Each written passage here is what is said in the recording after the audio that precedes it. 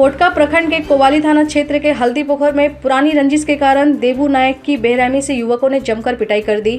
पिटाई की वजह से देबू नायक की स्थिति गंभीर हो गई है। घटना की सूचना परिजनों को मिलने के बाद परिजनों ने घायल युवक को लेकर थाना पहुंचे। देबू नायक का इलाज कराने के बाद कोवाली थाना में परिजनों समेत पूरे गाँव के लोग थाना पहुंचकर दोषियों की गिरफ्तारी की मांग करने लगे। गाँव के लोगों एवं परिजनों का कहना है कि 24 घंटे के अंदर दोषियों की गिरफ्तारी की जाए। मालूम हो कि मकर संक्रांति के दिन सूरज साहू एवं उनके साथियों के साथ देबू नायक की मारपीट हुई थी, जिसके बाद दोनों पक्ष द्वारा समझौता कर लिया गया।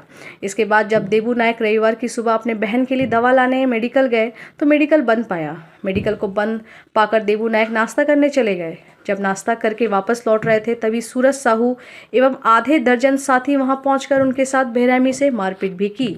लोगों के साथ झगड़ा हुआ था और उसी का बदला लेने के लिए हम लोग का गांव का देबू नायक नाम का एक लड़का एक बच्ची का दवा लाने गई थी। बच्ची बीमार थी, मेडिकल खुला हुआ नहीं था तो ये लोग एक तो होटल में इडली उडली खाया और आ रहा था तो सागर मंडल का घर का सामने उन लोग सब आदमी निकला और निकाल के इसको घेर के बुरी तरह से मारपीट करने लगा और धमकाने लगा कि केस तो जल्दी उठाओ, नहीं तो इतना मार मार के तुम लोग को सबको ठिकाना में लगा देंगे। साला जाहिल हरिजन आदिवासी लोग क्या समझते हैं अपने आप को कि एट्रोसिटी लगा देंगे तो हम लोग क्या जेल में सड़ जाएंगे।